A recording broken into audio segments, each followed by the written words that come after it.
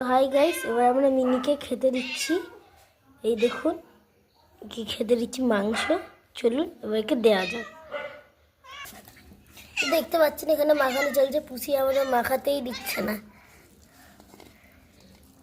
এবারে দেখছি হচ্ছে, মাখানো চলছে। এই দেখুন মাখানো হচ্ছে এখনো। চলুন আর আমরা পুষিকে দেবো। এই ব্যাস, এবার পুষি খাবে। দেখুন খাচ্ছে, ওই দেখুন খাচ্ছে পুষি।